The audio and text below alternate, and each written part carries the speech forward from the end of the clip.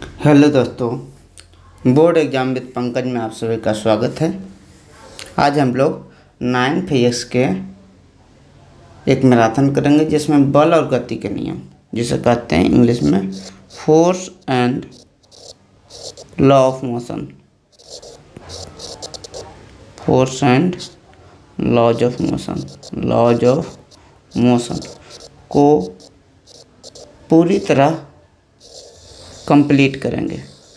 इसके जितने भी कंसेप्ट हैं, जितने भी परिभाषाएं हैं, जितने भी फैक्ट हैं और जो भी नंबरिकल इसमें बन सकता है, सभी को अच्छे से समझेंगे और इसे कंप्लीट करने की कोशिश करेंगे। लगभग टाइम कितना लगेगा? अनुमानतः टाइम इसमें 1.5 घंटा के आसपास लगने वाला है। आइए शुरू करते हैं बल से। टॉपिक शुरू करेंगे किससे? बल से। समझते हैं बल होता क्या है। बल क्या होता है समझिए। जब कोई अस्थिर वस्तु को ढकेलते हैं या किसी वस्तु को दबाते हैं, किसी वस्तु को एक स्थान से दूसरे स्थान ले जाते हैं, तो उसमें क्या लगाना पड़ता है? बल लगाना पड़ता है। जैसे मान लीजिए अपने कॉपी पर से कलम उठाइए, उसको कॉपी पर से कलम उठाएं यानी उसकी स्थिति में परिवर्तन आ जाए। कॉपी पर था, हवा में आ गया, हाथ में आ गया, इसका मतलब उसमें बल लगाया गया। तो बल लगाना किसको कहते हैं? किसी वस्तु को धक्का देना, किसी वस्तु को ढकेलना, किसी वस्तु को खींचना, किसी वस्तु की स्थिति में परिवर्तन लाना, किसी वस्तु की अवस्था में परिवर्तन लाना। स्थिति मतलब वो एक स्थान से दूसरे स्थान पर रख देना। स्थिति में अवस्था मतलब उसको दबाकर उसका आकार बदल देना, अवस्था में परिवर्तन लाना। ये क्या कहलाता है? बल कहलाता है। क्या क्या बोले? किसी वस्तु को ढकेलना, खींचना, धक्का देना, स्थिति में परिवर्तन लाना, उसकी अवस्था में परिवर्तन लाना क्या कहलाता है? बल कहलाता है। तो बल की परिभाषा आप याद रखिएगा। क्या होता है? किसी वस्तु को धक्का देना,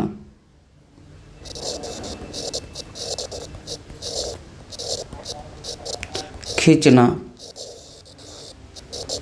किसी वस्तु को धक्का देना, खींचना, अवस्था में परिवर्तन, अवस्था और स्थिति में परिवर्तन होना, अवस्था या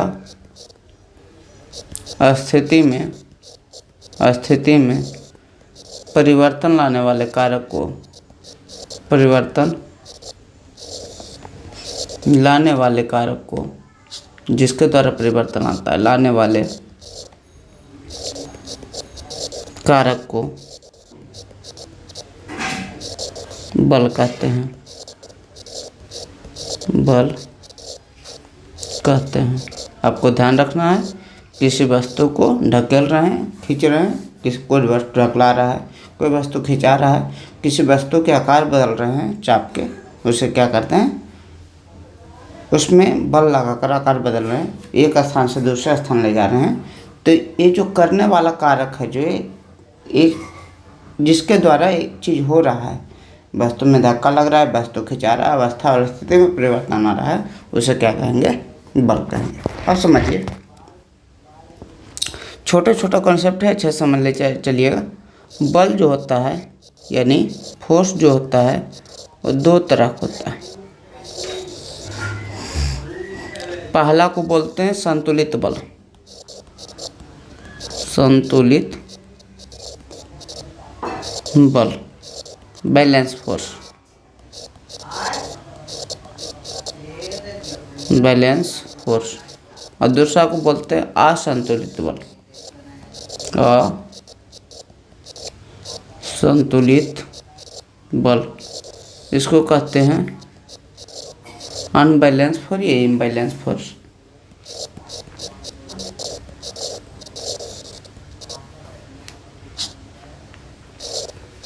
बैलेंस फोर्स, संतुलित बल, असंतुलित बल। समझिए क्या होता है।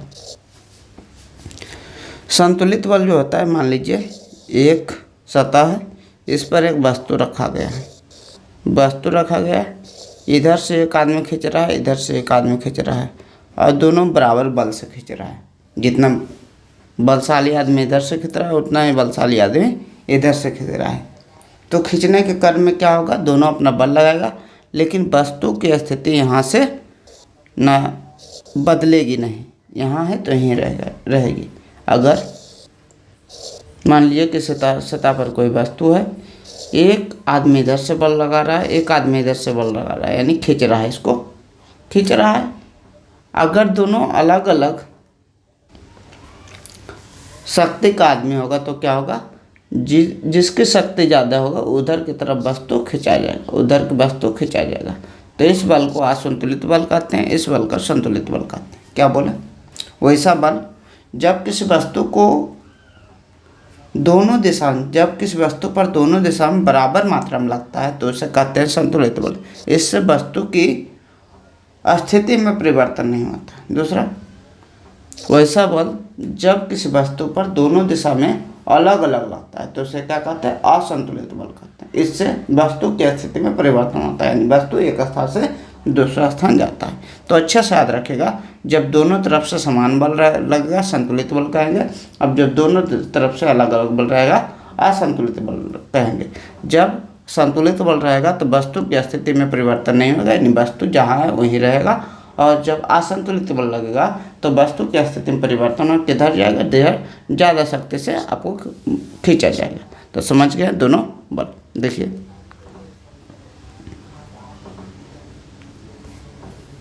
संतुलित बल क्या होता है, संतुलित बल वैसा बल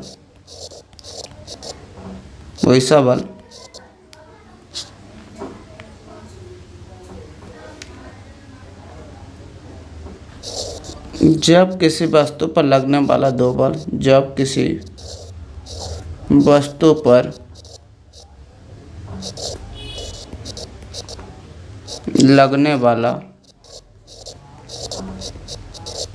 दो बल समान मात्रा एवं विपरीत समान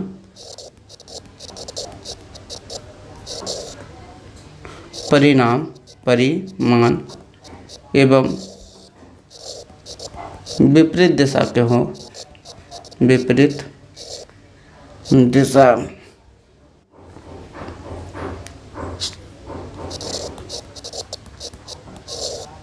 के हों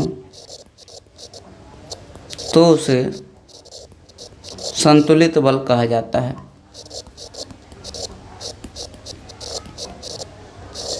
बल कहा जाता है। इससे वस्तु की स्थिति में परिवर्तन नहीं होता है, इससे वस्तु की स्थिति में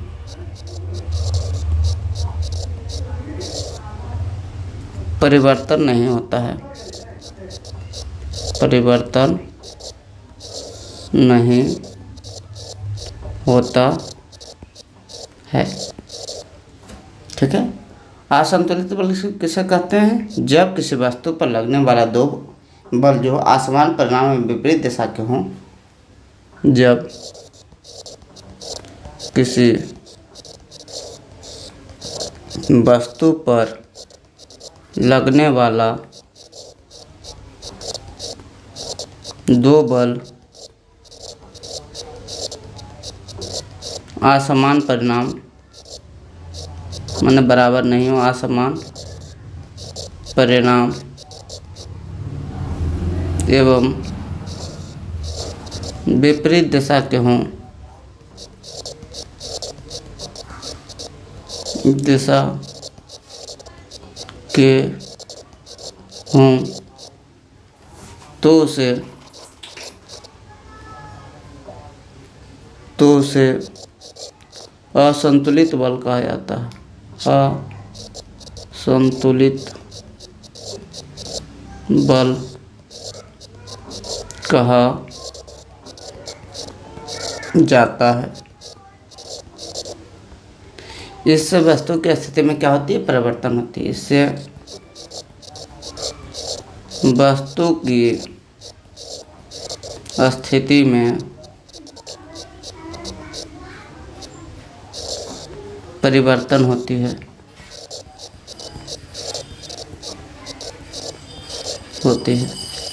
किस तरफ होगी समझ लीजिए।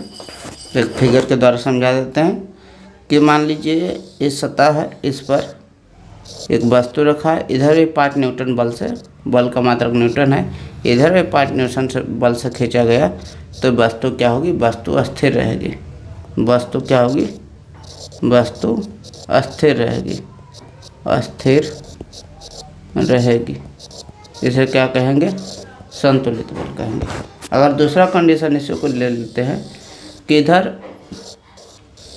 5 न्यूटन के बल से खींचा जा रहा है, इधर 3 न्यूटन के बल से खींचा जा रहा है, तो इधर ज़्यादा बल से खींचा जा रहा है, उधर वस्तु क्या होगी, विस्थापित। इस दिशा में वस्तु क्या होगी, इस दिशा में वस्तु जो है विस्थापित होगी। वस्तु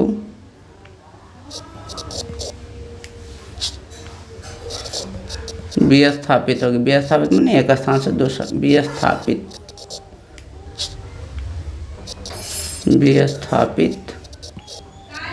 होगी।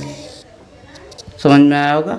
संतुलित बल कहेंगे ऐसा बल जब दो विपरीत दिशा में समान बल काम करे तो संतुलित बल, जब दो विपरीत दिशा में असमान बल काम करे तो असंतुलित बल कहलाता है। इस बात को अगर समझ गए होंगे तो आगे बढ़ते। इसका अगला टॉपिक जो है उस टॉपिक के नाम है गति का नियम, लॉ ऑफ मोशन।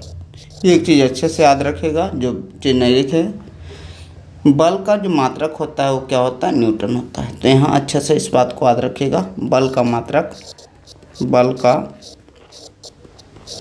जो होता है न्यूटन होता है, क्योंकि न्यूटन ने बल की खोज की, इसलिए बल का मात्रक क्या है, न्यूटन होता है। इस बात को आपको ध्यान रखना है। चलिए गति के नियम को पढ़ते हैं। गति का नियम क्या होता है समझते हैं। आप लोग जानते हो गति के कितने नियम हैं, गति के 3 नियम हैं। इस गति के नियम को न्यूटन ने दिया था, तो इसे कहते हैं न्यूटन गति का नियम। कितने नियम है, न्यूटन गति के 3 नियम हैं। न्यूटन गति के 3 नियम है। न्यूटन गति के 3 नियम है। इस नियम को समझना है तो 2 बल को समझना पड़ेगा। पहले समझ लेते हैं, उसके बाद इस नियम को लिखते हैं। एक होता है अंतः बल या आंतरिक बल, आंतरिक बल।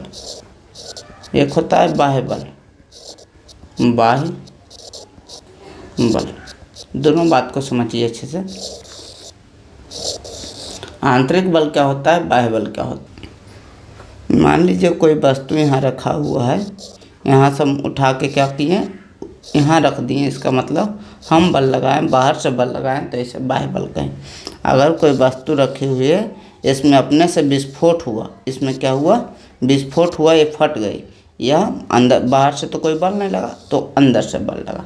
अगर इस वस्तु में बिना बल लगाए अपने से उसकी स्थिति और अवस्था में परिवर्तन होता है तो आंतरिक बल कहलाता है। अगर किसी वस्तु में अवस्था के परिवर्तन के लिए कोई और बल लगाता है तो उसे कहते हैं बाह्य बल। जब अपने से बल लगता है, बस कोई दूसरा बल लगाने वाला नहीं है, तो उसे आंतरिक बल कहते हैं। जब कोई बल लगाता है तो, जैसे मान लीजिए कॉपी से कलम उठाइए, तो कॉपी से कलम उठाने में हम लोग बल लगा रहे हैं, तो ये क्या हुआ, बाह्य बल। लेकिन मान लीजिए किसी चीज़ का, बम का फट जाना, तो बम का फटता है तो उसे ऐसा नहीं, तो उसे बल लगाकर क्या होता है, विस्फोट किया जाता है, अपने से उसमें विस्फोट होता है, तो उसे क्या हुआ, आंतरिक बल। जैसे मान लीजिए ट्यूब का जो होता है, साइकिल का ट्यूब अपने से फट जाता है, गर्म बहुत ज़्यादा होगा, गर्मी के दिनों में हवा बहुत ज़्यादा है, अपने से फट गया, आंतरिक बल है। और जो है हम लोग कोई बल लगाते हैं तो बाह्य बल। साफ साफ ध्यान रखिएगा, यदि किसी मनुष्य द्वारा किसी वस्तु पर कोई बल लगाया जाता है, उसके बाद स्थिति और अवस्था में परिवर्तन होता है तो क्या होता है, बाह्य बल। और अपने से किसी वस्तु की अवस्था और स्थिति में परिवर्तन होता है तो क्या होती है, वो आंतरिक बल होती है। एग्जाम्पल से आप लोग समझ गए होंगे। तो आंतरिक बल, बाह्य बल समझ गए होंगे। अगर लिखना चाहते हैं तो हम यहाँ पहले लिख देते हैं, उसके बाद ही इस नियम को समझाते हैं ताकि और अच्छे से बात को समझ में आए।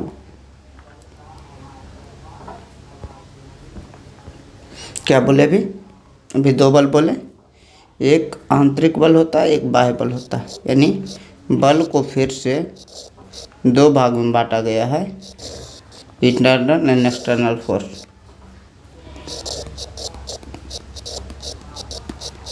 आंतरिक बल और क्या, बाह्य बल। बाह्य बल जब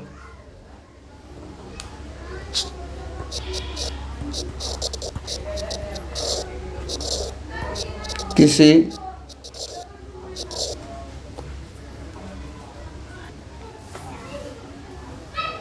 के द्वारा बल लगाकर वस्तु की स्थिति और अवस्था में परिवर्तन लाते हैं।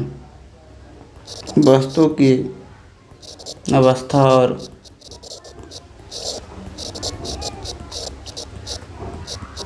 स्थिति में परिवर्तन लाया जाता है,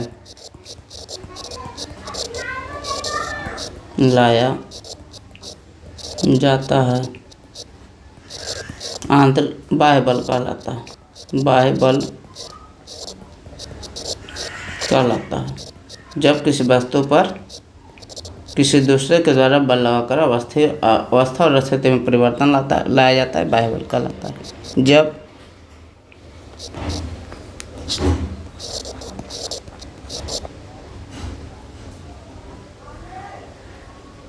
किसी वस्तु के अवस्था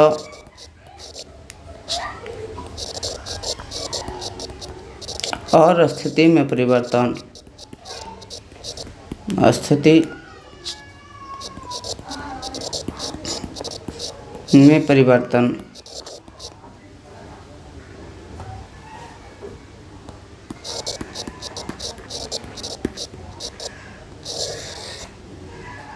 किसी दूसरे द्वारा नहीं होता है बल्कि स्वयं द्वारा होता है। स्वयं द्वारा होता है, आंतरिक बल कहलाता है। आंतरिक बल कहलाता है। तो आंतरिक बल, बाह्य बल आप लोग समझ गए होंगे। क्या होता है, जब किसी दूसरे व्यक्ति द्वारा किसी वस्तु की अवस्था और स्थिति में परिवर्तन लाया जाता है, बाह्य बल कहलाता है। और अपने द्वारा अवस्था और स्थिति में परिवर्तन आता है, क्या कहलाता है, आंतरिक बल। अगर एग्जाम्पल लिखना चाहें, जैसे बम का फटना, बम का विस्फोट होना, बम का विस्फोट होना, विस्फोट होना क्या कहलाता है, हमारा आंतरिक बल है। लेकिन एक वस्तु को एक स्थान से दूसरे स्थान तक रखना, एक वस्तु को उठाकर एक स्थान से दूसरे स्थान पर रखना, एक स्थान से दूसरे स्थान पर रखना, दूसरे स्थान पर रखना क्या कहलाता है, ये हमारा बाह्य बल है। क्योंकि कोई दूसरा व्यक्ति किसी वस्तु को उठाकर रख रहा है। अब देखिए, अब समझिए गति के नियम। तो न्यूटन गति के कितने नियम है, 3 नियम है। क्या क्या है समझते हैं अच्छे से। तो न्यूटन गति का जो नियम है वो 3 नियम है। उसमें पहला नियम है कि कोई वस्तु जहाँ है वहीं रहेगी। अगर कोई वस्तु चल रही है चलते रहेगी, कोई वस्तु अस्थिर है तो अस्थिर रहेगी, जब तक उस पर बाह्य बल लगाया नहीं जाए। जैसे मान लीजिए आपकी कॉपी पर जो कलम रखा हुआ है तो वहीं रहेगी जब तक कि उस पर बाह्य बल नहीं लगाया जाए। जब तक हम उठा ना ले तब तक वहीं रहेगी। जब तक हवा आकर उसको ठेल ना दे तब तक वहीं रहेगी। तो पहला क्या कहता है, पहला कहता है कोई वस्तु जिस अवस्था में है उसी अवस्था में बनी रहना चाहती है, इसे क्या कहते हैं? न्यूटन गति का प्रथम नियम। इसका मतलब अगर रुकी है तो रुकी रहना चाहती है, और चल रही है तो चलते ही रहना चाहती है। लेकिन चलते ही रुक क्यों जाती है? तो इसके अगला जो टॉपिक पढ़ेंगे घर्षण, उसमें समझ में आएगा बात को। यानी पहला नियम है, कोई भी वस्तु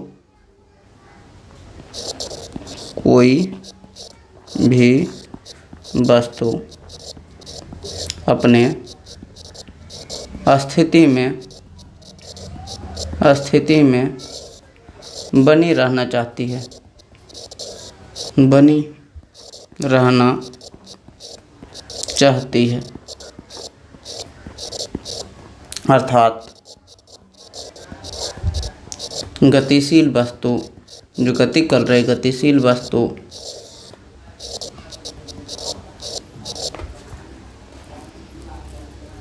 गतिशील और स्थूल और अस्थिर वस्तु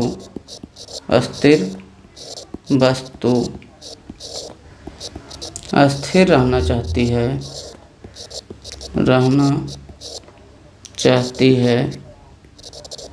जब तक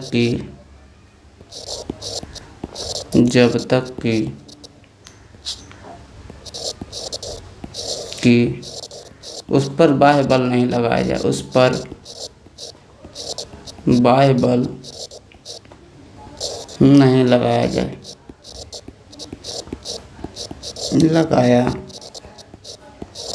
समझ गए होंगे। अगर बाह्य बल लगा देंगे तो उसकी स्थिति में परिवर्तन आएगा। देखिए, अगर कोई वस्तु अपनी स्थिति में बनी रहना चाहती है तो उसे कहते हैं जड़त्व। क्या कहते हैं? अगर कोई वस्तु अपनी स्थिति में बने रहना चाहती है तो इस घटना को कहा जाता है जड़त्व। समझिए, अगर कोई मान लीजिए छोटा सा वस्तु है तो अपनी स्थिति में रुकी रहना चाहती है, तो उस पर बल लगाएंगे तो चलेगी। मान लीजिए कोई बहुत बड़ा सा वस्तु है, उस पर अगर बल लगाएंगे तो चलने में उसको दिक्कत होगी, वह स्थिति में ज़्यादा बनी रहेगी। तो बोलते हैं कोई वस्तु अपनी स्थिति में बनी रहना चाहती है, ये किस पर डिपेंड करती है? उसके द्रव्यमान पर डिपेंड करती है। मान लीजिए कलम को जिस स्थिति में है, कलम को उस स्थिति में उठाने में बहुत कम समय लगेगा, समय भी नहीं लगेगा और बहुत ज़्यादा बल भी नहीं लगेगा। लेकिन मान लीजिए वहाँ 50 kg का कोई सामान रहे, उसे उठाने में बहुत बल लगेगा और उठना भी जल्दी उठेगा भी नहीं। यानी किसकी स्थिति में आसानी से हम परिवर्तन ला रहे हैं? तो कलम की स्थिति में आसानी से परिवर्तन ला रहे हैं। क्यों ला रहे हैं? क्योंकि इसका द्रव्यमान क्या है? कम है। जब किसी वस्तु का द्रव्यमान कम होता है तो उसमें जड़त्व का मान, जो स्थिति में परिवर्तन करने का मान, जो विरोध करने का मान जो होता है, कम होता है। किसी वस्तु में जड़त्व जो होता है उस वस्तु के स्थिति में परिवर्तन का विरोध करती है। जैसे मान लीजिए कोई रखा हुआ है तो इसमें अगर अधिक जड़त्व है तो ये हिलना नहीं चाहेगी, कम जड़त्व है तुरंत हिल जाएगी, कम ही बल लगे। तो कलम में कम जड़त्व है और कोई वस्तु में बहुत ज़्यादा जड़त्व है, तो किस पर जड़त्व डिपेंड कर रही है? उसके द्रव्यमान पर। तो कोई वस्तु अपनी स्थिति में बने रहना चाहती है, इसे जड़त्व भी कहते हैं। तो यहाँ एक टर्म आता है, क्या आता है? जड़त्व। समझ लीजिए, इसके साथ ही जड़त्व टर्म होता है जिसकी खोज के लिए यूज हो रहा है, इनर्शिया बोलते हैं, INERTIA, इनर्शिया बोलते हैं। इसका मतलब क्या? इसका मतलब सीधा है कि कोई वस्तु अपनी स्थिति का विरोध करती है, इसे क्या कहते हैं? जड़त्व कहते हैं। इसका मतलब अस्थिर है तो अस्थिर रहेगी, वो गति का विरोध करेगी। अगर गति है तो अस्थिर का विरोध, अस्थिर आने का विरोध करेगी।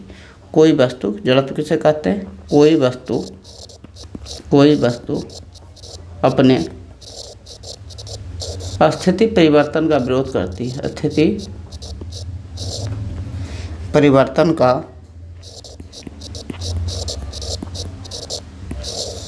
विरोध करती है। कोई वस्तु अपने स्थिति परिवर्तन का विरोध करती है। इस गुण को क्या कहा जाता है? इस घटना को क्या कहा जाता है? इस घटना को जड़त्व कहा जाता है। जड़त्व कहा जाता है। कौन ज़्यादा विरोध करेगी? जिसमें द्रव्यमान ज़्यादा होगा, क्योंकि उसे इधर उधर ले जाना दिक्कत होगा। इसकी खोज किसके द्वारा? जड़त्व की खोज गैलीलियो द्वारा की गई। जड़त्व की खोज गैलीलियो द्वारा की गई। गैलीलियो द्वारा की गई। तो पूछेगा जड़त्व की खोज किसके द्वारा की गई? गैलीलियो द्वारा की गई। जड़त्व किस पर डिपेंड करता है? तो जड़त्व जो होता है किसी वस्तु के द्रव्यमान पर डिपेंड करता है। जिसका द्रव्यमान ज़्यादा है वो अपने स्थिति परिवर्तन का उतना ही विरोध करेगी, और जिसका द्रव्यमान कम है तो आसान से वह स्थिति उसमें परिवर्तन करना है। जैसे कलम की स्थिति परिवर्तन करना है, एक स्थान से दूसरे स्थान ले जाना है, कोई बल नहीं लगा।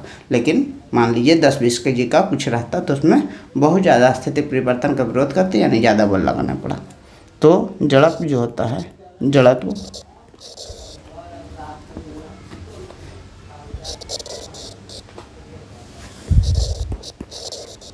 द्रव्यमान, किसी वस्तु का जड़त्व जो होता है द्रव्यमान पर, उसके द्रव्यमान पर निर्भर करता है। किसी वस्तु का जड़त्व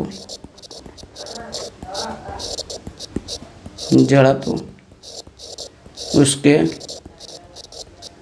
द्रव्यमान पर निर्भर करता है। द्रव्यमान पर निर्भर करता है। द्रव्यमान, किसी वस्तु का द्रव्यमान जितना अधिक होगा जड़त्व उसका उतना अधिक होगा, और किसी वस्तु का द्रव्यमान जितना कम होगा जड़त्व भी उतना कम होगा। इस बात को आपको ध्यान रखना है। जड़त्व समझ गए? अब देखिए इस नियम का उपयोग क्या है। इस नियम का उपयोग क्या है? न्यूटन के पहला नियम का यूज क्या है, उपयोग क्या है? तो इसका उपयोग क्या क्या है समझिएगा अच्छे से।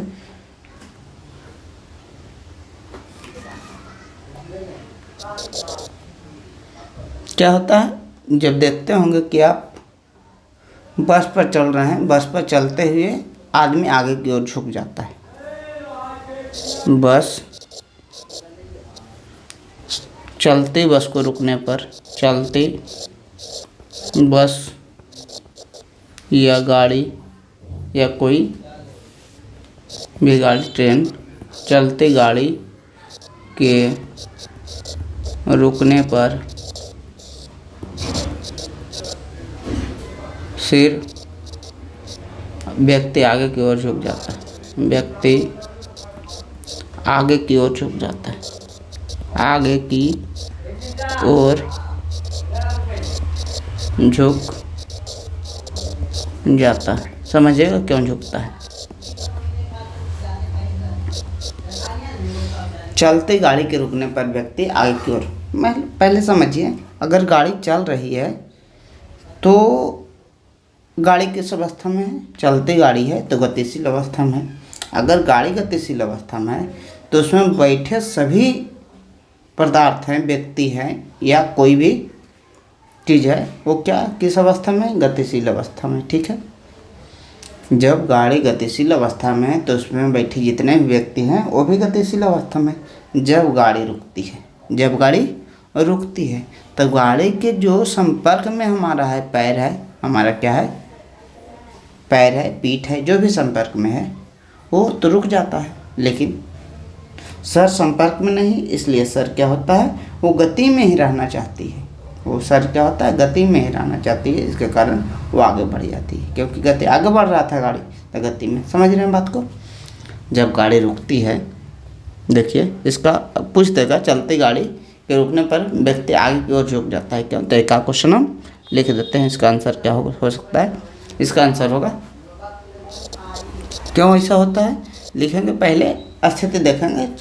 गाड़ी चल रही है तो उस समय क्या, जब गाड़ी चल रही होती है, चल रही होती है तो गाड़ी में बैठा व्यक्ति, गाड़ी में बैठा व्यक्ति गतिशील अवस्था में होता है, गतिशील अवस्था में होता है, अवस्था में होता है।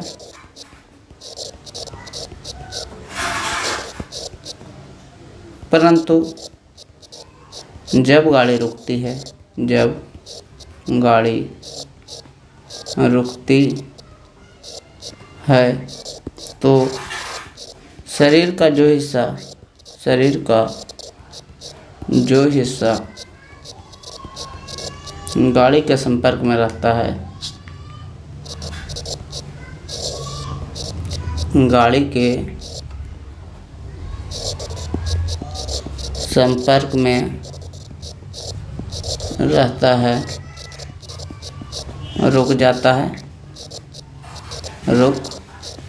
जाता है, लेकिन सर जो है गतिशील ही रह जाती है, गतिशील ही रह जाने के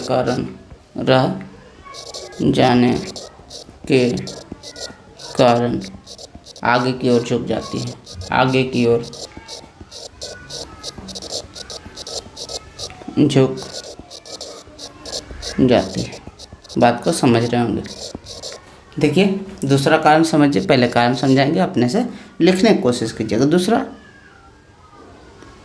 गाड़ी के खुलते हैं, गाड़ी के चलते हैं, गाड़ी के स्टार्ट होते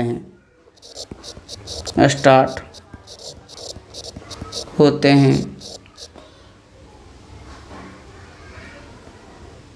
लोग पीछे की ओर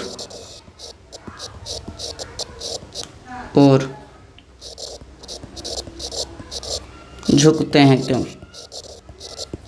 समझिएगा। अच्छा, जब गाड़ी स्टार्ट हो रही यानी गाड़ी विराम अवस्था में थी, अस्थिर थी, तो सभी चीज़ उसमें जितना भी था, व्यक्ति भी था, वो अस्थिर था। जब गाड़ी एकाएक शुरू हो गई, स्टार्ट हो गई, मान लीजिए गाड़ी है, गाड़ी क्या हुई? स्टार्ट हो गई, गाड़ी स्टार्ट हो गई।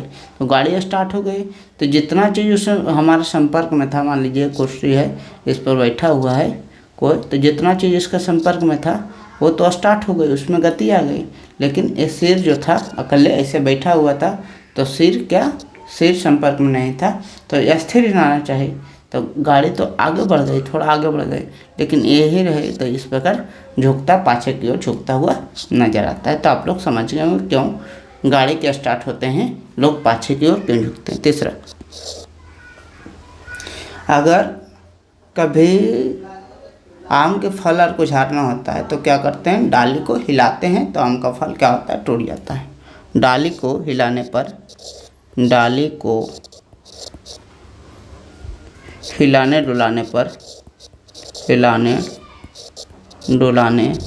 पर फल का नीचे गिरना, फल का नीचे गिरना। समझिएगा कारण क्या होता है। जैसे डाली को हिला डुला रहे हैं, पहले की स्थिति सोचिए, जब डाली नहीं डोल रही थी तो पहले की स्थिति क्या थी? सभी विराम अवस्था में था, डाली भी थी और फल भी विराम अवस्था में था। हुआ क्या? हम डाली को हिलाने डुलाने लगे, तो डाली को हिलाने डुलाने से मान लीजिए इस पर डाली में 2 फल था, 2-4 जितना भी फल होगा फल था, इस डाली को हम हिलाएं। तो जब डाली को हिलाएं तो फल जिस स्थिति में उस स्थिति में ही रहना चाहिए। डाली को हिलाएं तो नीचे से नीचे किए, उसके बाद ऊपर किए, तो डाली तो हिलने लगा, लेकिन ये चाहा अपनी स्थिति में बने रहना, यानी अस्थिर स्थिति में बने रहना, तो यहीं रहना चाहा। इसके कारण इसको कस के झटका लगा, तो ये तो डाल जो है नीचे से ऊपर चल गए, लेकिन यहीं रहना चाहा, इसके कारण टूट के क्या हुआ? नीचे गिर गया। समझ रहे होंगे। डाली को हिलाने से फल नीचे क्यों गिरता है? क्योंकि जब डाली हिलती है, डाली के हिलने के पहले फल और डाली दोनों विराम अवस्था में, जब डाली को गति करते हैं तो फल क्या होता है? अपनी स्थिति में बनी रहना चाहती है, जिसके कारण डाली में तो गति आ जाती है, तो डाली एक स्थान से दूसरे स्थान पर तो चली जाती है, लेकिन फल वहीं रहना चाहता है, जिसके कारण टूटकर गिर जाता है। और क्या?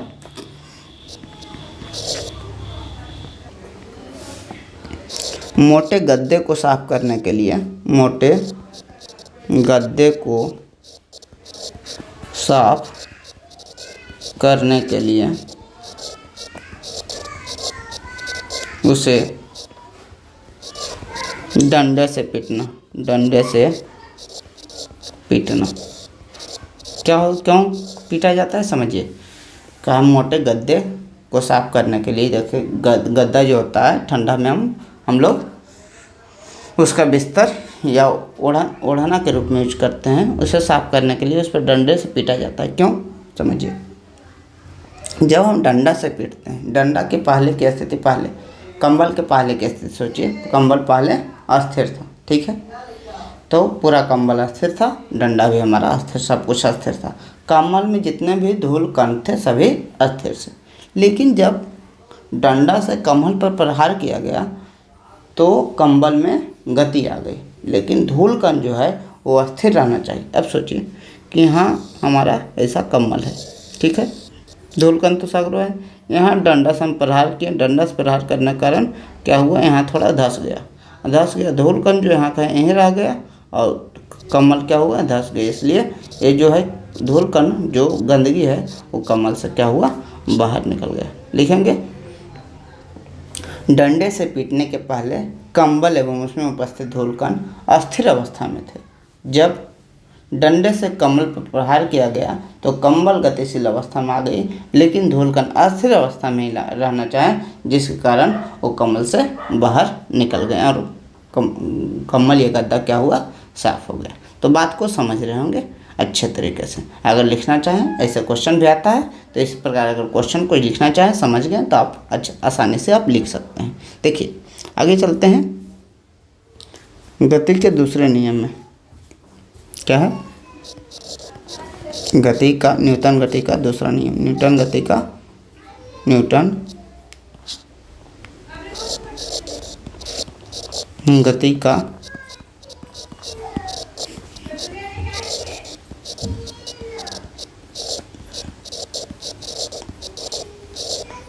गति के दूसरा नियम, second law of Newton, motion, second law of motion, इसे बोलते हैं Newton second law of motion. चलते हैं समझते हैं अच्छे से। जिस प्रकार गति के पहले नियम को समझने के लिए आंतरिक बल और बाह्य बल की जरूरत पड़ी, उसी प्रकार गति के दूसरे नियम को समझने के लिए संवेग की जरूरत पड़ने वाली है। तो पहले संवेग को पढ़ लेते हैं, उसके बाद इसे हम पढ़ेंगे। तो क्या होता है संवेग, समझिएगा।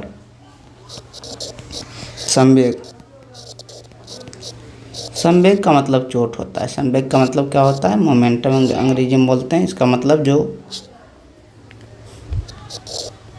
मोमेंटम, इसका मतलब आसान भाषा में जो समझते हैं उसका मतलब चोट होता है।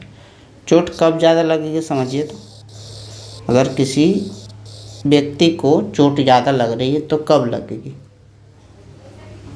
मान लीजिए हम किसी बहुत कम द्रव्यमान के वस्तु से किसी पर प्रहार करते हैं, क्या चोट लगेगी, नहीं लगेगी। ज़्यादा द्रव्यमान रहेगा ज़्यादा चोट लगेगी, कम द्रव्यमान रहेगा कम चोट लगेगी। लेकिन जब ज़्यादा द्रव्यमान रहेगा फिर भी चोट नहीं लगेगी, उसके लिए भी चोट लगने के लिए चाहिए उसमें गति चाहिए। जितना कस के मारेंगे उतना स्पीड में चोट लगेगी। यानी जो चोट लगने के लिए दो चीज़ जिम्मेदार है, क्या है, पहला तो उसमें द्रव्यमान होना चाहिए, दूसरा उसमें गति होना चाहिए। तो इन दोनों के गुणनफल को क्या कहते हैं, संवेग या चोट कहते हैं। यानी द्रव्यमान और वेग के गुणनफल को क्या कहते हैं, संवेग कहते हैं। क्या बोले, द्रव्यमान और वेग के गुणनफल को, द्रव्यमान और वेग के गुणनफल को संवेग कहते हैं। क्या कहते हैं, संवेग। द्रव्यमान और वेग के गुणनफल को क्या कहते हैं, संवेग कहते हैं।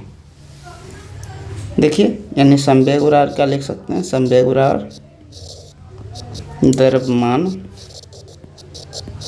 गुना वेग, द्रव्यमान गुना वेग। संवेग को कहते हैं पी बराबर क्या हुआ, द्रव्यमान को कहते हैं एम, इनको कहते हैं भी, पी बराबर क्या हुआ, एम भी हुआ।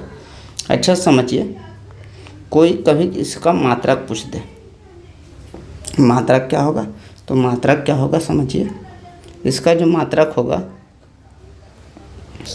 द्रव्यमान का मात्रक होता है केजी और वेग का मात्रक होता है मीटर प्रति सेकंड। देखिए 2 चीज़ का मात्रक हमेशा याद रखेगा।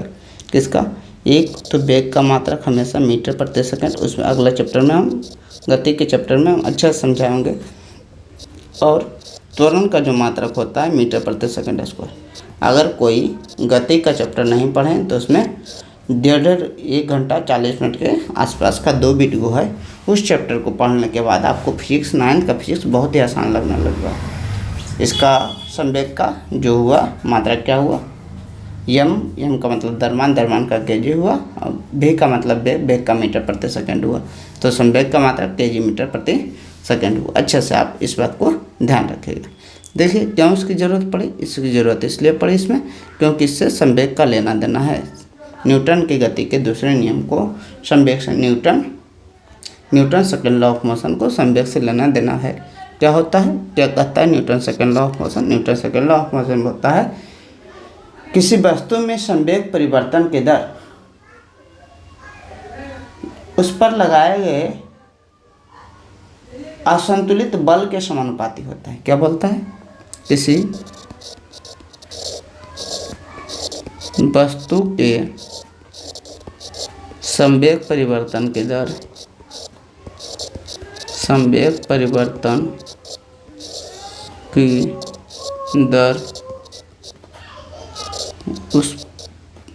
उस पर लगाए गए असंतुलित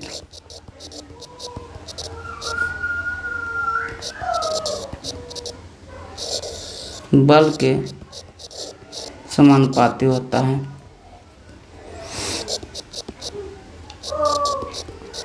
समानुपाती होता है। कह रहा है किसी वस्तु में संवेग परिवर्तन, संवेग क्या बोले? किसी वस्तु के वेग और द्रव्यमान और वेग के गुणनफल को संवेग कहते हैं। तो अच्छे से इस बात को समझिएगा। इसका गणितीय रूप क्या होगा इसे समझिएगा। मान लीजिए किसी वस्तु का जो वेग है यम है, इसका जो किसी वस्तु का द्रव्यमान यम है, इसका वेग जो है यू है। इसी वस्तु में कुछ बल लगाया गया, असंतुलित बल लगाया गया। असंतुलित बल के कारण क्या होता है? स्थिति में परिवर्तन। इसलिए असंतुलित बल लिखे क्योंकि इसमें इसके स्थिति में परिवर्तन आवे, इसके वेग में परिवर्तन आवे। द्रव्यमान तो सेम रहेगा, इसका वेग क्या हुआ? बढ़ गया, बढ़ के क्या होगा? v हो गया। तो कह रहा है बल का मान क्या होगा, कितना बल लगाएं, इसको बात बताना है। तो कहें संवेग, इसके लिए संवेग P1 माने, इसके लिए संवेग P2 माने। संवेग को क्या बोलते हैं? P। कहें संवेग बराबर होता है द्रव्यमान गुणा वेग, द्रव्यमान m इंटू यू। इसके लिए संवेग क्या होगा? द्रव्यमान गुणा वेग, द्रव्यमान m हुआ और वेग क्या हुआ? v। अब कहें संवेग परिवर्तन की दर, संवेग परिवर्तन की दर। संवेग का मतलब समझ गया। परिवर्तन का मतलब जब भी फिजिक्स में बताया, परिवर्तन का मतलब क्या होता है? माइनस होता है। माइनस किसमें? बड़ा में छोटा को घटाया जाता है। तो संवेग कितना है? संवेग एक P2 एक P1 है। तो बड़ा वाले में छोटा को घटाए, P2 माइनस P1। संवेग परिवर्तन का मतलब क्या हुआ? P2 minus P1। दर का मतलब हमेशा बताएं फिजिक्स में बटा समय होता है। दर का मतलब क्या होता है? बटा समय। P2 का मान रखिए, P2 का मान क्या है? mv। P2 का मान है mv। P1 का मान कितना है? mu। P1 का मान कितना है? mu बटा क्या है? t। आगे समझिए। कॉमन क्या ले सकते हैं? इसमें कॉमन ले सकते हैं v। m कॉमन लगे तो v क्या बचेगा? v माइनस यू बटा क्या होगा? t। इसको ऐसे लिखिए m into v minus you बटा t लिख सकते हैं। और हम जानते हैं कि v माइनस यू बटा टी को क्या कहते हैं? v माइनस यू बटा टी को ये कहते हैं। कैसे? क्योंकि गति का पहला नियम देखिए, अगर याद होगा तो v बराबर यू प्लस ए टी होता था। क्या होता था? You plus A T. हमको कह रहा है v minus you plus you है तो माइनस यू बराबर ए टी हो गया। तो v माइनस यू बटा टी कह रहा है तो क्या बचेगा? ए बचेगा। तो क्या हुआ? m इंटू ए। और m में किसका फॉर्मूला होता है? m में f का फॉर्मूला होता है। तो संवेग में परिवर्तन के दर क्या हुआ? संवेग संवेग में परिवर्तन की दर को क्या बोले, एफ बोले, एफ को क्या बोलते हैं, बल बोलते हैं। तो इसे याद रखना है, संवेग में परिवर्तन की दर बल कैसे आता है, ये कभी कभी साबित करने पूछ देता है। संवेग में परिवर्तन की दर के बराबर होता है, कैसे होता है ये बताइए। तो एक फार्मूला यहाँ से याद रखना है, एक फार्मूला याद रखना है, एफ बराबर एम में। देखिए यहाँ से दो ऑब्जेक्टिव प्रश्न पूछा जाता है। क्या, एक तो कहेगा ऑब्जेक्टिव प्रश्न में कहेगा बल का जो है, बल की परिभाषा न्यूटन के किस नियम से मिलती है, न्यूटन के किस नियम से मिलती है। दूसरा क्वेश्चन पूछा जाएगा, क्वेश्चन नंबर 1। क्वेश्चन नंबर 2, बल का मान या समीकरण न्यूटन के किस नियम से मिलती है, न्यूटन के गति के किस नियम से मिलती है, नियम से मिलती है। एक क्वेश्चन और पूछा जाता है, न्यूटन के गति का वास्तविक नियम किसे कहा जाता है, न्यूटन के गति का वास्तविक नियम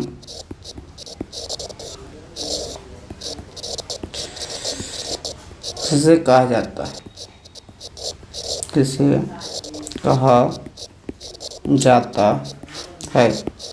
ये 3 क्वेश्चन पूछा जाता है। जो पहला क्वेश्चन है, न्यूटन की परिभाषा न्यूटन के किस नियम से मिलती है, तो कहें पहला नियम क्या बोल रहा था, पहला नियम बोल रहा था किसी वस्तु की स्थिति में परिवर्तन नहीं होगा जब तक कोई बल नहीं लगाया जाए, यानी ढकेला या खींचा नहीं जाए। तो ढकेलना और खींचना से ही बल की परिभाषा मिल रही है। तो क्या है, न्यूटन का पहला नियम। ये क्या है, पहला नियम। कहेगा परिभाषा किस नियम से मिलती है, तो पहला नियम। अगला देखिए, कह रहा है बल का मान या समीकरण न्यूटन के किस नियम से मिलता है। तो यह बराबर एम में किस नियम से आया, यह बराबर एम में यहाँ जो आया है किस नियम से आया, तो सेकंड नियम से, किस दूसरा नियम से, दूसरा न्यूटन के किस नियम से, दूसरा नियम से। और कहेगा न्यूटन के वास्तविक नियम किसे कहा जाता है। तो समझिए, ये परिभाषा ज़्यादा इम्पोर्टेंट होता है कि मान ज़्यादा इम्पोर्टेंट होता है। कहें कि जब कह दिए हम कि कोई व्यक्ति बलशाली है लेकिन नहीं बताएं कितना बलशाली है, तो ज़्यादा इम्पोर्टेंट क्या है, वो कितना बलशाली है वो जानने में ज़्यादा इम्पोर्टेंट है। तो उससे मान से ही पता लगा कितना बलशाली है। तो बलशाली यानी मान से पता लगेगा। मान किस कौन सा नियम बता रहा है, दूसरा नियम। तो वास्तविक न्यूटन का वास्तविक नियम भी किसे कहा जाता है, दूसरा नियम को न्यूटन का वास्तविक नियम कहा जाता है। अब इन तीनों प्रश्नों को अच्छे से आप ध्यान रखिएगा। आगे बढ़ते हैं न्यूटन के तीसरे नियम की तरफ। न्यूटन के तीसरे नियम की तरफ बढ़ते हैं। उसके बाद संवेग संरक्षण का नियम पढ़ेंगे और उसके बाद आवेग पढ़ेंगे और चैप्टर की समाप्ति की ओर हम लोग बढ़ेंगे। देखिए क्या है,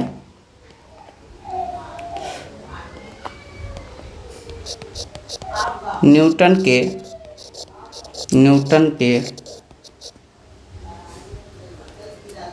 गति का तीसरा नियम न्यूटन के गति का कैमा नियम, तीसरा नियम क्या कहता है। ये कहता है प्रत्येक क्रिया के बराबर विपरीत क्रिया होती है, सभी को याद होगा, कम से कम ये नियम हमेशा याद रहता है। क्या बोला, प्रत्येक क्रिया के बराबर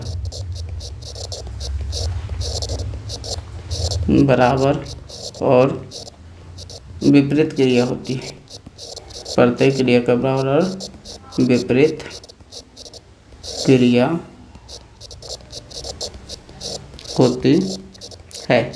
जैसे मान लीजिए टेबल पर अपना हाथ पीटे, हाथ मारे, दीवार पर हाथ मारे तो दीवार को चोट लगा, साथ ही दीवार से हमारा हाथ को भी चोट लगा। तो प्रत्येक क्रिया जितना कस के मारेंगे दीवार पर उतना दीवार को उतना कस के चोट लगेगा और हाथ पर उतना ही रिएक्शन आएगा। तो प्रत्येक क्रिया के बराबर और विपरीत क्रिया होती है। देखिए कुछ क्वेश्चन करते हैं। क्वेश्चन करने से पहले आपको क्या क्या याद होना चाहिए। अभी जो हम फार्मूला बताएं, फार्मूला क्या बताएं, एक तो फार्मूला भी बताएं, P बराबर एम भी होता है, संवेग बराबर यह बराबर क्या होता है फार्मूला, यह बराबर एम ए होता है।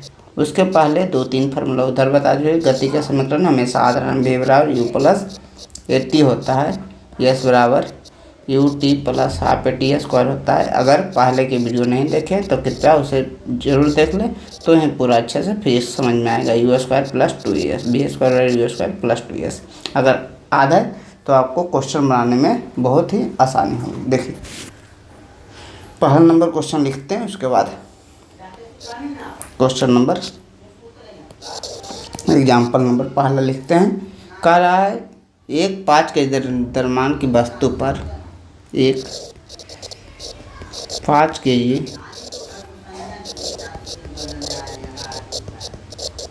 द्रव्यमान के वस्तु पर 2 सेकंड के लिए नियत बल कार्य करता है। 2 सेकंड के लिए नियत बल कार्य करता है।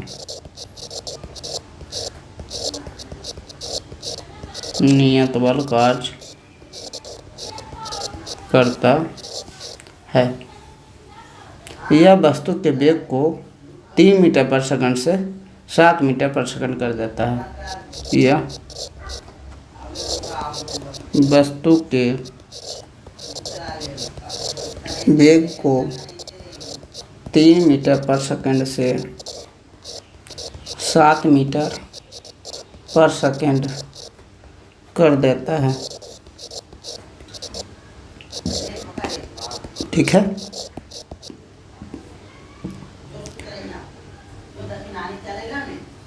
कह रहा है लगाए गए बल की मात्रा ज्ञात करें। लगाए गए बल की मात्रा ज्ञात करें। आगे भी क्वेश्चन बोल रहा है यदि इस बल को 5 सेकंड के लिए आरोपित किया जाए, यदि इस बल को 5 सेकंड के लिए आरोपित किया जाए, लगाया जाए, आरोपित किया जाए मैंने लगाया जाए, किया जाए, तो वस्तु का अंतिम वेग क्या होगा। तो वस्तु का अंतिम वेग क्या होगा, समझिएगा अच्छे से। क्वेश्चन क्या कहना चाह रहा है। कह रहा है एक 5 kg द्रव्यमान यम के मान, द्रव्यमान को यम लिखते हैं, 5 kg है का वस्तु 2 सेकंड के लिए, इस पर 2 सेकंड के लिए नियत बल लगाया जाता है। टी का मान कितना है 2 सेकंड नियत बल लगाया जाता है। ठीक है। जिससे वस्तु का वेग 2 वेग रहता है तो पालों को यू कहते हैं 3 मीटर पर सेकंड हो गया, और भी का वेग कितना होता है 7 मीटर, माने 3 से 7 मीटर पर सेकंड हो जाता है। तो वस्तु वेग बढ़ा तो बल तो लगाया गया होगा। तो कह रहा है बल का मान ज्ञात करें, बल का मान ज्ञात करें। अब बल का फार्मूला अभी पढ़े। बल का फार्मूला जो होता है यह बराबर होता है एम में, यह बराबर क्या होता है एम में। एम का मान तो है लेकिन ए का मान नहीं है, तो ए का मान कहाँ से आएगा, देखिए गति के समीकरण से आएगा। अगर मान लीजिए यहाँ ए का मान भी हमको निकालना है तभी हम पुट करेंगे।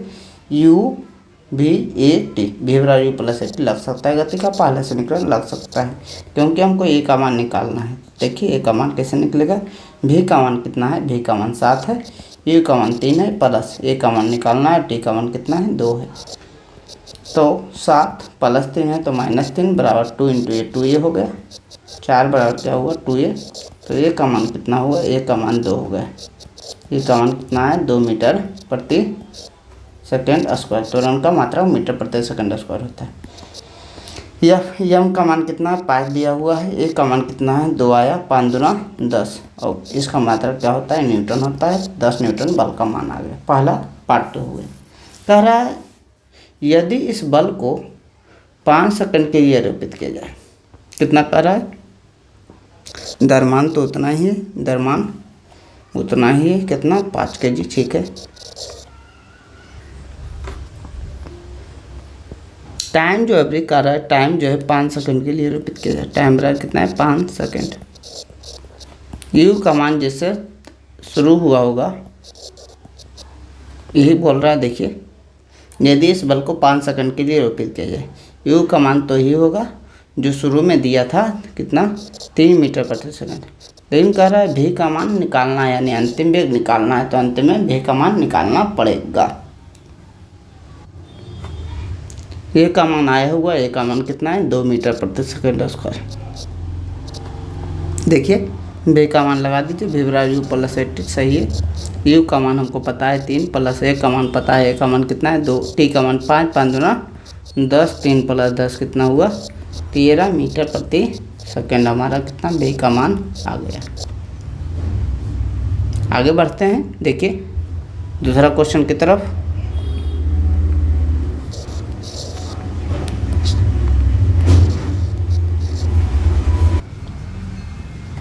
कह रहा है किसमें अधिक बल की आवश्यकता होगी, किसमें अधिक बल की आवश्यकता होगी, किसमें अधिक बल की आवश्यकता होगी। 2 kg द्रव्यमान वाली किसी वस्तु को 2 kg द्रव्यमान वाली किसी वस्तु को 5 मीटर प्रति सेकंड स्क्वायर की दर से त्वरित करने में, की दर से त्वरित करने में या 4 kg द्रव्यमान वाली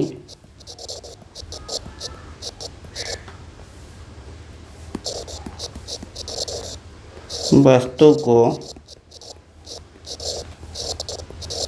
2 मीटर प्रति सेकंड स्क्वायर की दर से त्वरित करने में, दर से त्वरित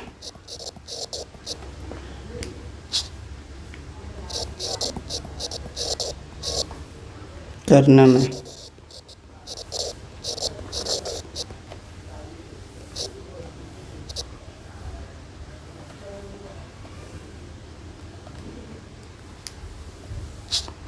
देखिए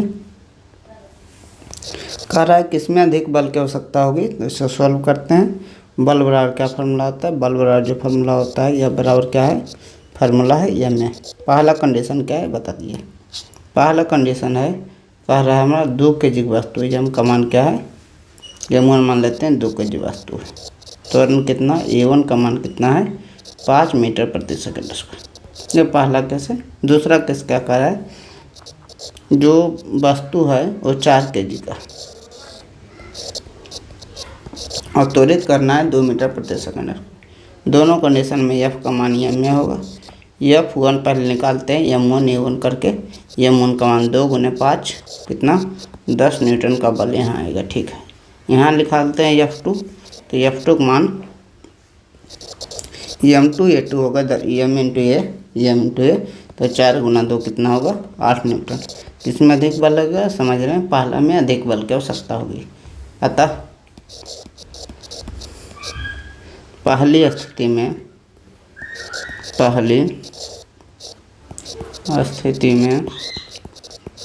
अधिक बल की आवश्यकता होगी, अधिक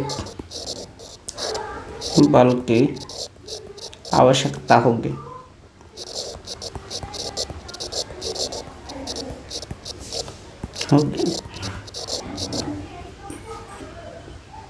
अगला क्वेश्चन देखिए, क्वेश्चन नंबर 3। एक कार 108 किलोमीटर प्रति घंटा की गति से चल रही है,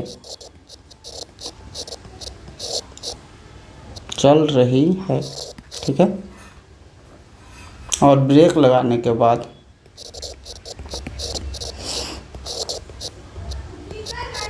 ब्रेक लगाने के बाद 4 सेकंड का समय रुकने में 4 सेकंड तक का समय लगती है रुकने में, 4 सेकंड का समय लेती है। कार पर ब्रेक लगाए जाने के बाद कार पर ब्रेक लगाए जाने के बाद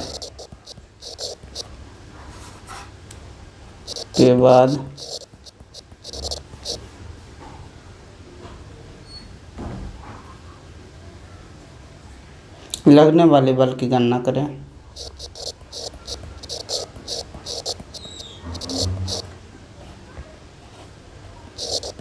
बल की गणना करें।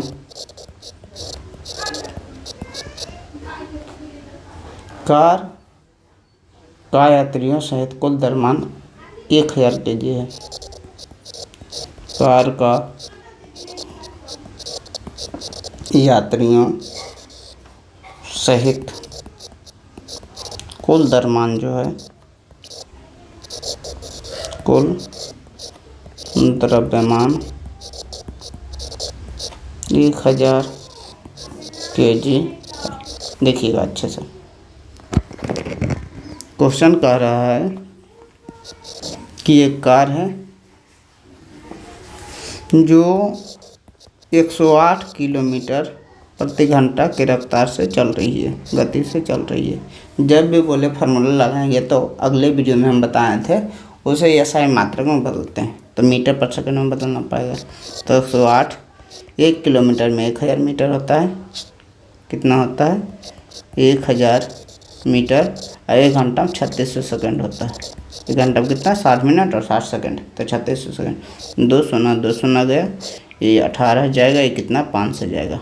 18 छक 108 होगा और 6 5 कितना होगा? 30 मीटर प्रति सेकंड। ये 30 मीटर प्रति सेकंड क्या आएगा? प्रारंभिक वेग आ गया।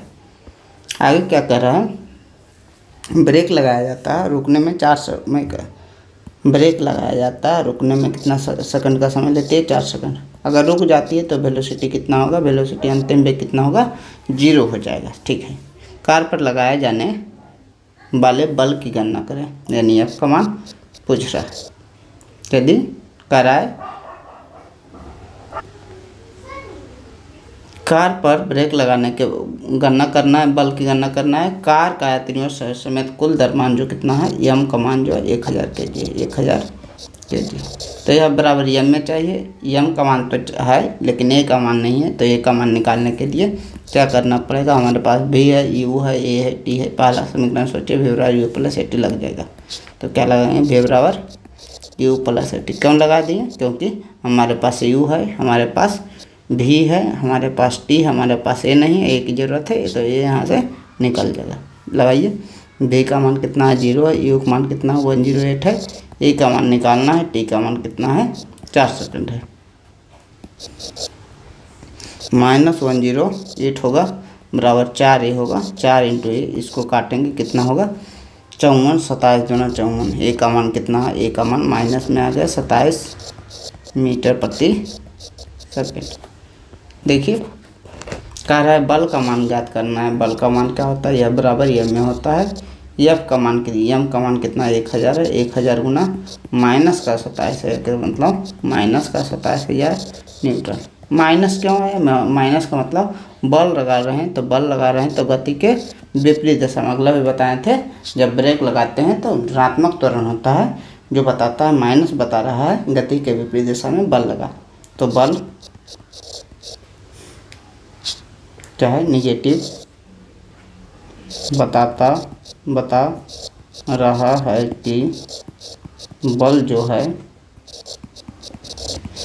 गति के विपरीत दिशा में लगा, गति के विपरीत दिशा में, गति के विपरीत दिशा में लगा। समझ गए, बल कहाँ लगा, गति के विपरीत दिशा में लगा। देखिए अगला क्वेश्चन है, 5 न्यूटन का एक बल किसी द्रव्यमान m1 को 5 न्यूटन का एक बल किसी द्रव्यमान m1 को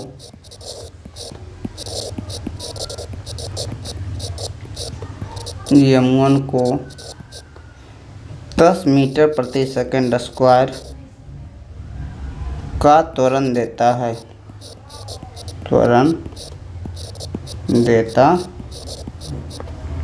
यदि द्रव्यमान m2 को और यदि द्रव्यमान m2 को 10-20 मीटर प्रति सेकंड स्क्वायर का त्वरण देता है। अगर दोनों द्रव्यमानों को एक साथ मिला दिया जाए, अगर दोनों द्रव्यमानों को एक साथ मिला दिया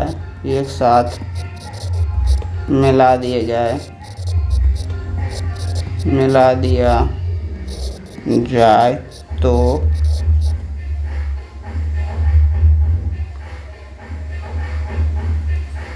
इस बल के द्वारा क्या त्वरण उत्पन्न होगा, तो इस बल के द्वारा क्या त्वरण उत्पन्न होगा।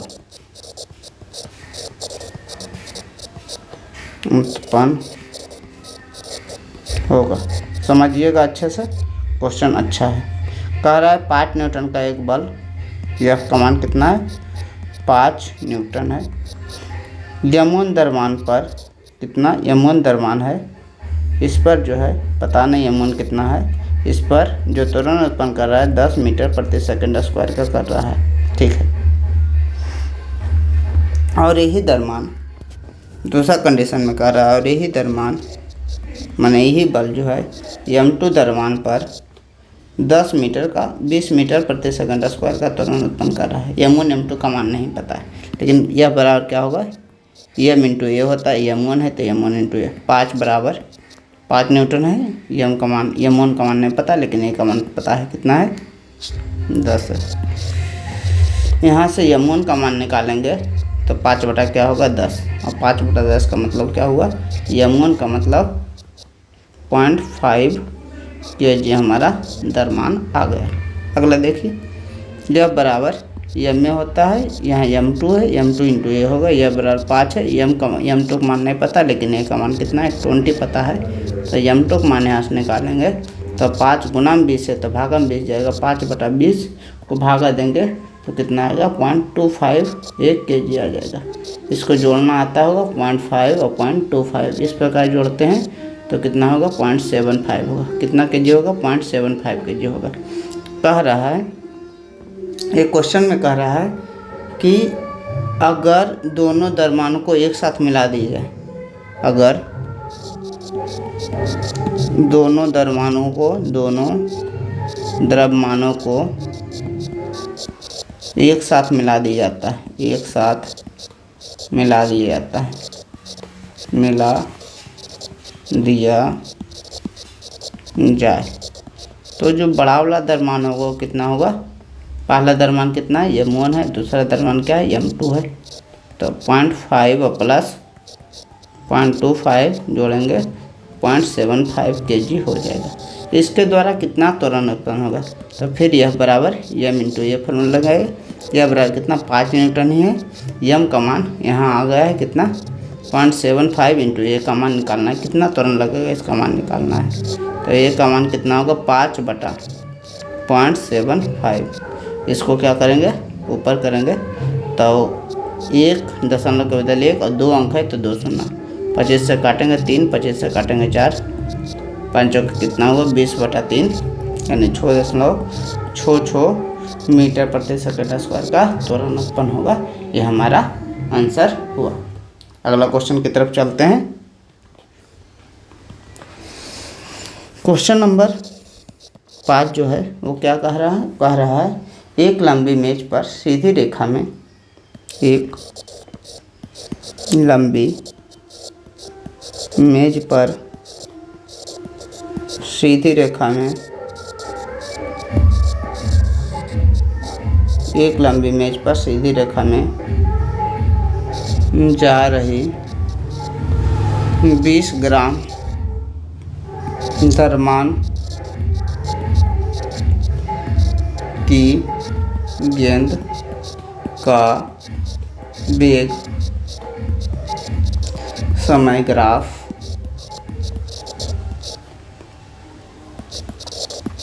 चित्र 8.9 में दिया गया है। 9 में दिया गया है। गेंद को विरामावस्था में लाने के लिए, गेंद को विरामावस्था में लाने के लिए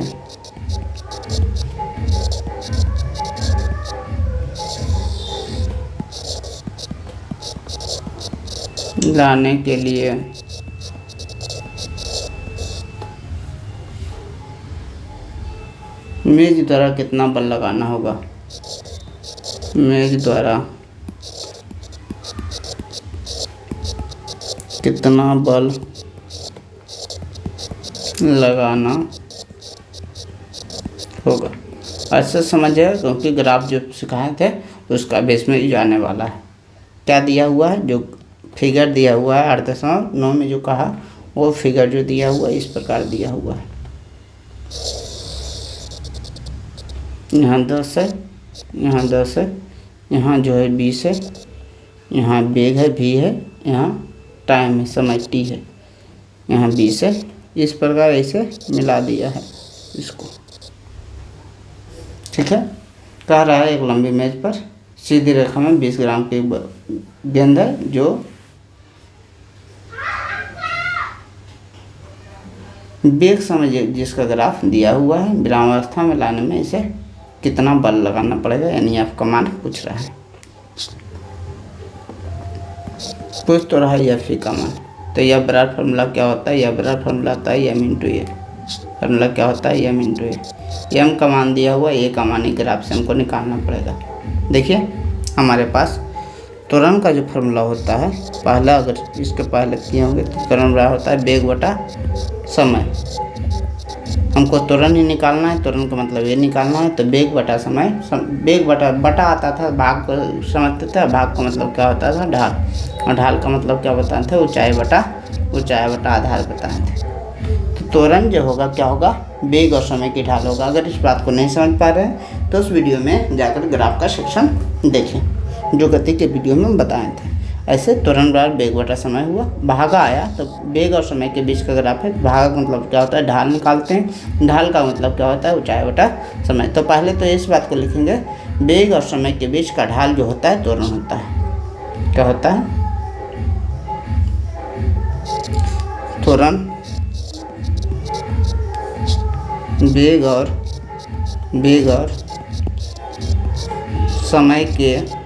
समय के बीच का ढाल त्वरण कहलाता है। त्वरण होता है या त्वरण कहलाता है। ठीक है, यानी त्वरण बराबर, त्वरण जो होगा वो ढाल होगा। ढाल का मतलब क्या बताएं, ऊंचाई बटा क्या होता है, आधार होता है। इसका ऊंचाई देखिए कितना, तो ऊंचाई तो हमारा 20 है। ऊंचाई कितना है, 20 है। आधार कितना है, 10 है। यानी त्वरण कितना है, 2 आया। 2 क्या आ गया, 2 आ गया मीटर प्रति सेकंड। नहीं, ये जो दिया हुआ है सेंटीमीटर प्रति सेकंड में दिया हुआ है, वेग लिख दिया है सेंटीमीटर प्रति सेकंड। तो 2 किस में आया, सेंटीमीटर प्रति सेकंड स्क्वायर में आ गया। सेंटीमीटर प्रति सेकंड स्क्वायर में हम जब भी फॉर्मूला लगाते हैं तो किस में लगाता है, ऐसा है मात्रक में लगाते हैं। तो दो एक जो होता है 1 मीटर में कितना सेंटीमीटर होता है, 100 सेंटीमीटर होता है। कितना होता है 1 मीटर में 100 सेंटीमीटर, तो 1 सेंटीमीटर में कितना होगा 1/100 मीटर होगा। हमारे पास 2 सेंटीमीटर है तो 2 सेंटीमीटर में 2/100 यानी 2/100 यानी 1/50, यानी 2 सेंटीमीटर में, सेंटीमीटर का मतलब 100 से भागा देना होता है मीटर में बदल के, तो मीटर प्रति सेकंड स्क्वायर होगा 1/50 मीटर प्रति सेकंड स्क्वायर। ये हमारा त्वरण आ गया। अगर त्वरण आ गया तो बल निकालने में कोई दिक्कत, यह बराबर क्या होता है यम में। यम का मान कितना है, यम का मान हमारा 20 ग्राम है, 20 ग्राम। यम का मान कितना है 20 ग्राम, 20 ग्राम है। इसको हमको केजी बदलना है तो 1000 से भाग देना पड़ेगा, क्योंकि एक केजी में 1000 ग्राम होता है। तो इसको काटेंगे तो ये भी होगा कितना 50 से ही काटेगा 1/50। तो यम बराबर कितना है 1/50, ये बराबर भी 1/50, 1/50 1/50 1 कितना होगा 2500। इतना न्यूटन का बल लगाना पड़ेगा। ये हमारा क्या होगा आंसर होगा। देखिए आंसर कितना आ गया हमारा 1/125 माने 2500 न्यूटन आ गया। इसके बाद जो टॉपिक पढ़ना है, तो जो छोटा छोटा टॉपिक पढ़ना है उसे पढ़ लेते हैं, उस पर आधारित कुछ क्वेश्चन कर लेते हैं। उसके बाद इस चैप्टर को विराम दे देंगे। क्या एक तो आवेग पढ़ना है। आवेग क्या होता है, आवेग को इम्पल्स बोलते हैं, इम्पल्स, इसको बोलते हैं इम्पल्स। और ये क्या होता है, बल और समय के गुणनफल को क्या कहते हैं, आवेग कहते हैं। बल और समय के गुणनफल को क्या कहते हैं, आवेग। तो अच्छे से याद रखिएगा, आवेग किसको कहते हैं, बल और समय के गुणनफल को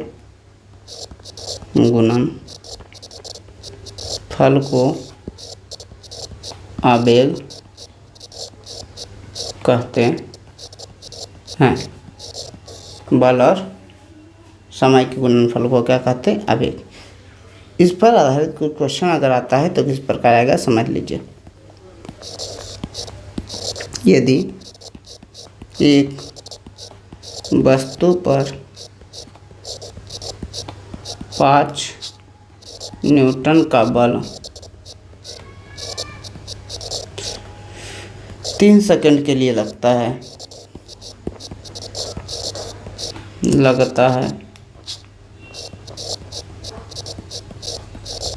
तो उसका आवेग बताइए, आवेग बतावें।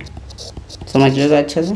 कहें आवेग जो होता है, आवेग क्या होता है, आवेग जो होता है बल और समय का गुणनफल होता है, यानी बल गुना क्या होगा समय। बल क्या होता है एफ, बल क्या होता है एफ, और समय क्या होता है, समय टी होता है, एफ इंटू टी। एफ का मान 5 न्यूटन है, टी का मान 3 है, पंती है 15, और इसका मात्रक होता है न्यूटन, इसका मात्रक होता है सेकंड। तो न्यूटन सेकंड का मात्रक हो जाएगा, क्या होगा न्यूटन और सेकंड इसका मात्रक हो जाएगा। ये हमारा आंसर हुआ। इसी प्रकार संवेग में भी क्वेश्चन बन सकता है। एक क्वेश्चन हम बना देते हैं, उसके बाद आगे बढ़ेंगे। संवेग में एक वस्तु का संवेग, एक वस्तु का संवेग 35 kg मीटर प्रति सेकंड है। यदि इसका द्रव्यमान 5 kg है तो इसका वेग क्या होगा, इसका वेग क्या होगा। समझिएगा अच्छा से। कहें संवेग को पी बोलते हैं, संवेग को पी, और पी का फॉर्मूला होता है पी बराबर एम वी। संवेग का मान दिया हुआ 35 kg मीटर प्रति सेकंड, स्क्वायर नहीं होता, क्या होता है सेकंड। और द्रव्यमान का मात्रक जो दिया है 5 kg द्रव्यमान का मान, और कह रहा है वेग का मान निकालना है, v बराबर भाट। तो पी का मान बैठाइए 35 बराबर द्रव्यमान का मान 5 इंटू भी 5 सत्ते 35, तो v का मान कितना है 7। अब v का मात्रक क्या होता है मीटर प्रति सेकंड। ये हमारा क्या हुआ आंसर हुआ।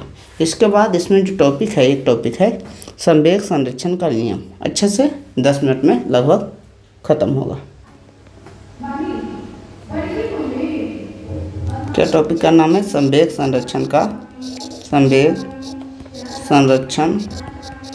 का नियम। संवेग का मतलब क्या पता है? चोट लगना। यानी चोट कब लगता है? टक्कर के कारण नहीं। तो कहते हैं टक्कर के पूर्व और टक्कर के बाद संवेग का जो होता है मान होता है, बीजगणितीय मान होता है, वो बराबर होता है। क्या बोले?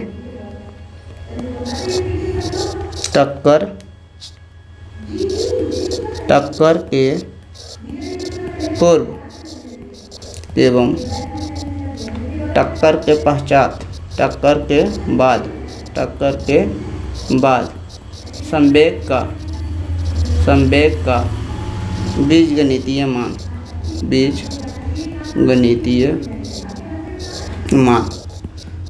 बराबर होता है।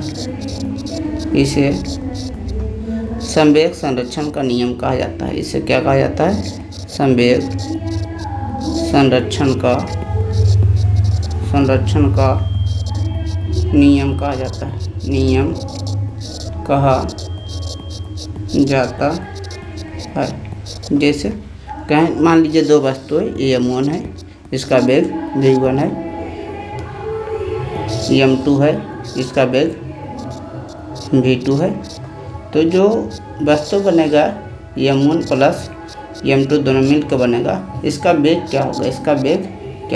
इसके बारे में तो कहे टक्कर के पूर्व कितना, इसका संवेग कितना है? m1 v1। इसका संवेग कितना है? p2 m2 v2। इसका संवेग कितना होगा? p होगा। ये होगा m1 plus m2 into v। अब कहें टक्कर के पूर्व कितना संवेग है? तो ये दोनों संवेग है, तो जोड़ दीजिए संवेग का कुल मान p1 प्लस p2 किसके बराबर होगा? p के बराबर होगा। यानी p1 क्या है? m1 v1 plus m2 v2 बराबर m1 plus m2 into v। और इस v का मान जब निकालेंगे तो आसानी से आप निकाल देंगे m1 v1 plus m2 v2 बटे m1 प्लस m2। संवेग संरक्षण का नियम तो यही कहता है, इससे v का मान निकल जाता है। तो आपको संवेग संरक्षण का नियम याद रखना है। इसी के साथ आपका पूरा टॉपिक ख़त्म होता है। इस पर जो होता है कुछ क्वेश्चन अगले वीडियो में हम करा देंगे, क्योंकि इस पर NCERT में क्वेश्चन नहीं दिया हुआ है, अपने से सोच के हम करा देंगे। Thank you so much for watching this video. अगर वीडियो अच्छा लगा तो वीडियो को लाइक शेयर सब्सक्राइब करें, और कोई भी बात इसमें नहीं समझ में आया तो क्या करें, कमेंट कर दे, ताकि अगले जब मैराथन वीडियो बनाए तो उसमें आप उस बात को अच्छे से पहले समझा लें, उसके बाद ही अगला चैप्टर का मैराथन बनाए। Thank you so much for watching this video. आप लोग मन से पढ़ते रहिए, जो भी प्रॉब्लम आवे हमसे पूछते रहिए। Thank you.